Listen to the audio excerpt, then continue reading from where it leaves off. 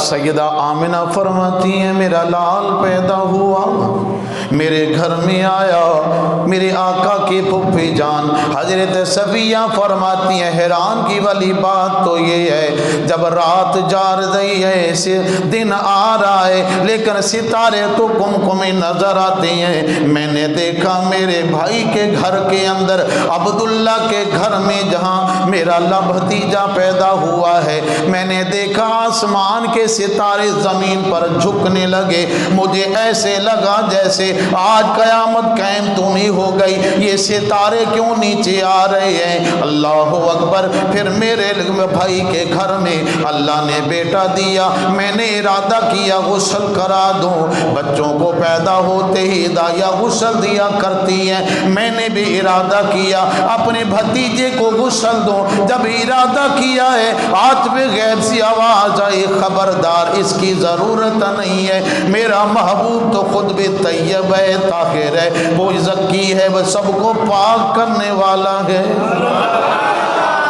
حضرت صفیہ فرماتی میں نے ارادہ کیا، بچہ پیدا ہوتا ہے، آنکھوں میں سرما لگایا جاتا ہے، میں اپنے بھتیجے کی آنکھوں میں کجلا لگاؤں، آواز آئی نانا خبردار اس کی آنکھوں میں ما زاغ البصر کا کجلا لگا کر ہم نے بھیجا ہے۔ اللہ اکبر۔ اور پھر ایک حیرانگی والی بات، سرکار پیدا ہوئے، یاد رکھو مسلمان بھائیوں برادران اسلام، بچہ پیدا ہوتا ہے اسے پاک کرنے کی ضرورت ہے، اس کے جسم پر غلاظت ہوتی ہے اور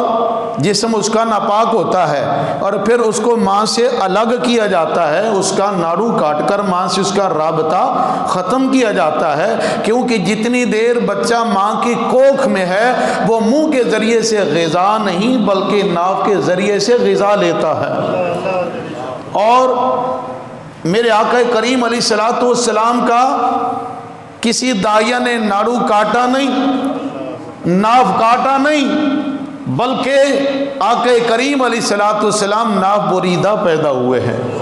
حضور کی ناف کٹی ہوئی ہے، یہ اس بات کی علامت ہے دنیا کے اندر عام انسان بھی بڑے سے بڑے مرتبہ والا بھی جب ماں کی کوکھ سے پیدا ہوتا ہے اس کا رابطہ ماں سے ہوتا ہے، دائی ناڑے کو کاٹ کر بچے کو ماں سے الگ کرتی ہے، اس بات کی نشاندہی ہے کہ ماں کے پیٹ میں رہ کر یہ دنیا کی غذا کا محتاج رہا، میرا محبوب ماں کے کوکھ میں بھی رہ کر دنیا کی غذا کا محتاج رب نے رہنے دیا ہی نہیں۔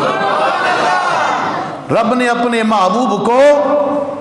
دنیا کی غذا کا محتاج رکھا ہی نہیں ہے۔ اللہ اکبر کبیرہ۔ سرکار دو عالم علیہ الصلوۃ والسلام سرکار نے پیدا ہوتے ہی سجدہ کیا، بولو سبحان اللہ، پیدا ہوتے ہی سجدہ کیا۔ اور یارو سجدہ کرنے کے لیے عقل کی شرائط ضروری ہے، سجدہ کے لیے جسم کا پاک ہونا ضروری ہے، سجدہ کے لیے لباس کا آنا ضروری ہے، سجدہ کے لیے سمت قابل کی طرف رکھنا ضروری ہے۔ تو معلوم یہ ہوا جو محبوب پیدا ہوا ہے یہ وہ محبوب ہے جس نے آ کر اللہ کے گھر کو 360 بتوں سے پاک کرنا ہے بلکہ پوری کائنات سے شرک کو پاک کر دینا ہے۔ یہ وہ اللہ کا محبوب پیدا ہوا۔ روزے ازل سے پہلے سجدے پر، روزے ازل سے درود، پہلے سجدے پر روزے ازل سے درود، یادگاری یہ امت پہ لاکھوں سلام۔ میرے کریم آقا نے سجدہ کر کے اپنی آل کے لیے دعا نہیں فرمائی، اپنے اہل و عیال کے لیے دعا نہیں کی، بلکہ کیا دعا فرمائیے؟ حضرت صفیہ رضی اللہ تعالی عنہا فرماتی میں نے اپنے بھتیجے کو اٹھا کر جب دیکھا تو ہونٹ ہل رہے ہیں، لب پہ مسکراہٹ ہے، میں نے کان لگا کر دیکھا، سنا تو صحیح کیا فرما رہے ہیں؟ میرے آقا بول رہے ہیں یا رب حب لی امتی، اے اللہ میری امت کو بخش دے۔ اے اللہ میری امت کو بخش دے۔ اس لیے پتہ چلا میرے کریمہ کا سید الانام امام الانبیاء علیہ الصلوۃ والسلام اپنی امت کی خبر رکھتے ہیں، اپنی امت کے متعلق باخبر ہیں، حضور بے خبر نہیں ہے۔ آج بھی کریمہ کا اپنے روضہ اطہر کے اندر اپنے امت کی خبر رکھنے والے کریمہ کا کہ سامنے امت کے سارے اعمال صبح بھی پیش کیے جاتے ہیں، شام کو بھی پیش کیے جاتے ہیں، اور امتی کے اگر نیک عمل ہوتے ہیں حضور خوش ہو جاتے ہیں، خوش ہوتے ہیں کہ یہ میرا امتی کتنے نیک عمل کر رہا ہے، میرا امتی کتنا پیارا ہے، وہ عمل کیا ہے جو میری آنکھوں کی ٹھنڈک والا عمل ہے، جو الت قرۃ عینی فی الصلاۃ او کما قال صلی اللہ علیہ وسلم، فرمایا لوگو وہ میرے غلاموں، میرے امت کے لوگوں، نماز میری آنکھوں کی ٹھنڈک ہے۔ حضور نے پیدا ہوتے ہی سجدہ کیوں کیا بتایا امت کے لوگوں کو، فرمایا جو سجدے میں رب کا قرب ملتا ہے وہ کائنات میں کسی اور عبادت میں نہیں ملتا، جو سجدے میں رب کا قرب نصیب ہے۔ حضرات محترم، میرے کریم آقا علیہ الصلوۃ والسلام جس رات پیدا ہوئے، مکہ المکرمہ میں ایک یہودی رہائش پذیر تھا، وہ بہت سارے لوگ صفا پہاڑی کے قریب بیٹھے ہیں، وہاں دوڑ کر آیا، کہنے لگا تمہارے ہاں عرب والوں کے ہاں کوئی بچہ پیدا تو نہیں ہوا رات کو؟ سارے حیران ہوئے، ہمیں تو علم نہیں ہے، جتنے وہاں بیٹھے تھے نہیں جی ہمارے گھر میں تو کوئی ایسا نہیں معاملہ۔ اس نے کہا اگر تمہارے اندر پیدا نہیں ہوا تو پھر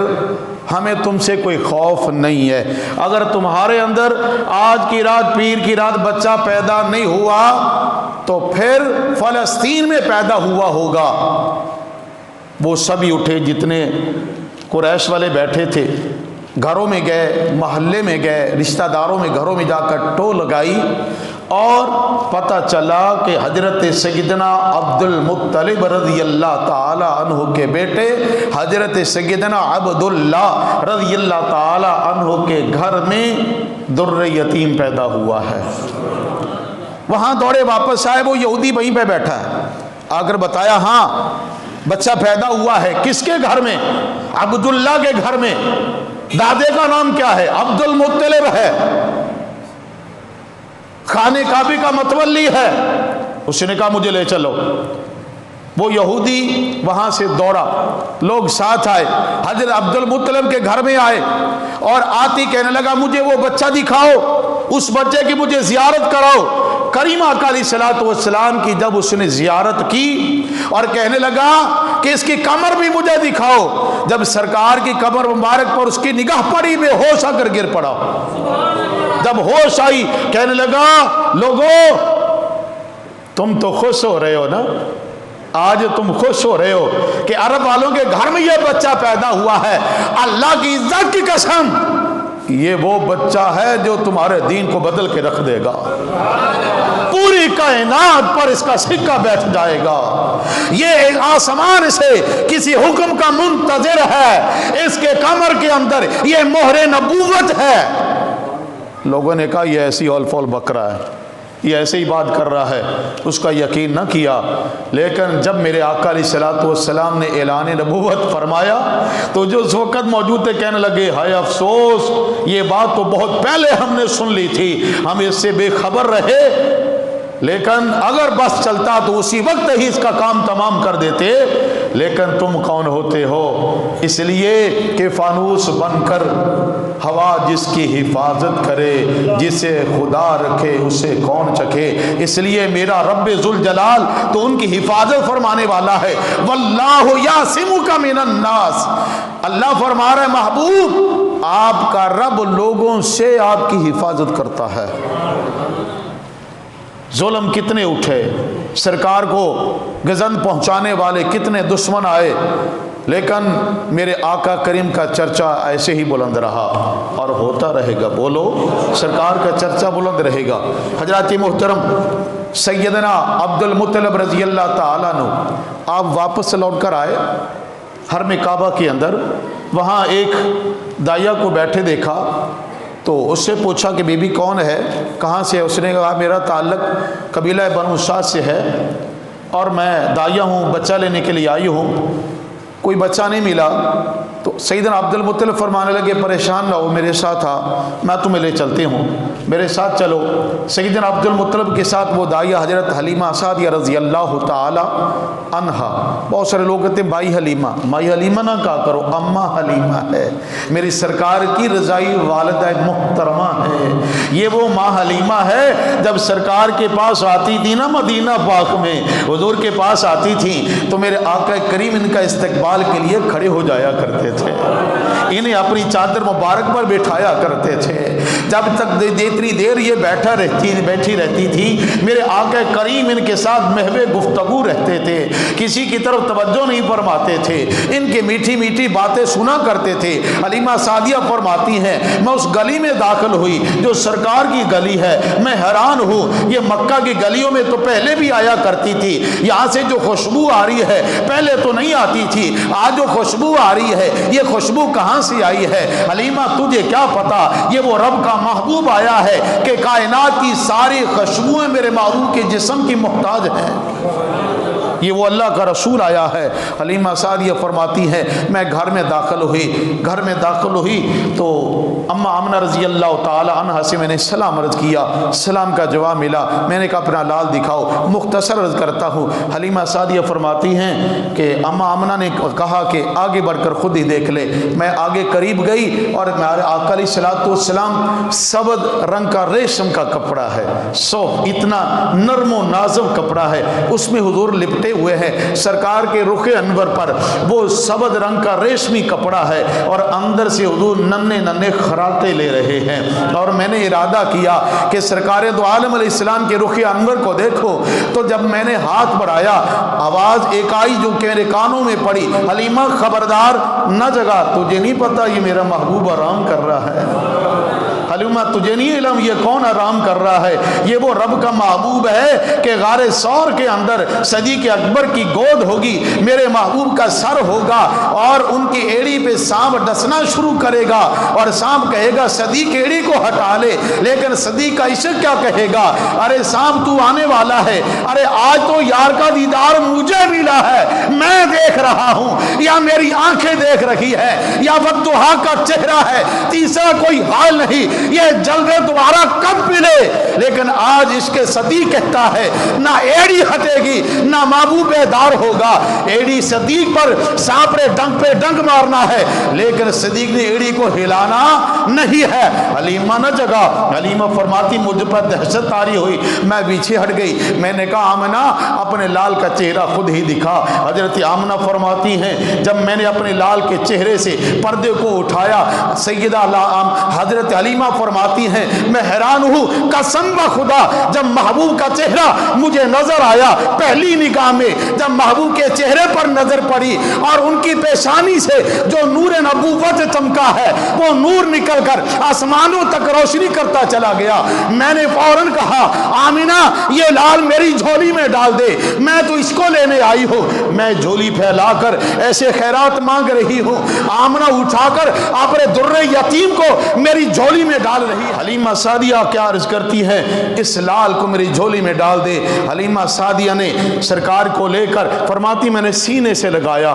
میں نے کہا میرے سینے کے اندر میرے پستانوں میں دودھ نہیں تھا، یہاں تک کہ میرے اپنے بیٹے حمزہ کے لیے دودھ نہیں تھا، اور پھر کیا ہوا جب سہجے سرکار کو سینے سے لگایا دودھ نے جوش مارا، میں نے دایاں پستان سرکار کو پیش کیا، میرے آقا کریم نے بڑی رغبت سے دودھ پیا، بڑی محبت سے دودھ پیا، میں نے کہا میں دوسری طرف سے بھی برکت لے لوں، دائیں طرف سے مجھے برکت مل گئی ہے اب بائیں طرف سے بھی برکت لے لوں، برکت لینے کی نیت سے جب میں نے بایاں پستان پیش کیا سرکار نے ننھا سا ہاتھ ید اللہ والا گورا گورا ہاتھ ایسے آگے کر کے مجھے سمجھا دیا نانا اماں دائیں طرف میرا حق ہے، بائیں طرف میرے اس بھائی کا حق ہے جو تیرا حقیقی بیٹا ہے۔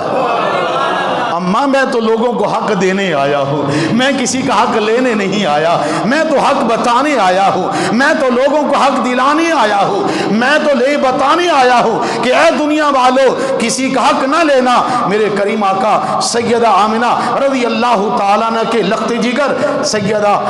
حضرت حلیمہ کی گود میں ہے، حلیمہ فرماتی رضی اللہ تعالیٰ عنہ میں نے 3 دن وہاں قیام کیا، 3 دن وہاں قیام کیا اور 3 دن کے بعد میں نے ارادہ کیا کہ میں اب تیاری ہے، اجازت مل گئی ہے، خانہ کعبے کا طواف نہ کر لوں۔ طواف کرتے کرتے میں نے ارادہ کیا حجر اسود کو بوسہ دلا لوں۔ حلیمہ نہیں جانتی تھی یہ بچہ کون ہے، شاید اس کی نظروں میں یہ آیا ہوگا، چلو بچہ متبرک ہے، پتہ نہیں کتنا مقام ہے۔ ارادہ کیا میں بھی حجر اسود کا بوسہ لوں، بوسہ لیا، اب اس کو بھی بوسہ دلا لوں، جنتی پتھر ہے۔ حلیمہ فرماتی جیسے میں نے سرکار کو ہاتھوں پہ اٹھا کر حجر اسود کے قریب کیا ہے، قسم بخدا حلیمہ فرماتی ہیں میں نے دیکھا، میری نگاہوں نے دیکھا، اس سے پہلے کہ میں سرکار کے لبوں کو حجر اسود کے قریب کرتی، حجر اسود اپنے مقام سے نکلا، حضور سے لبوں سے آ کر لگا اور بتا دیا حلیمہ یہ برکت لینے نہیں، یہ برکتیں بانٹنے آیا ہے،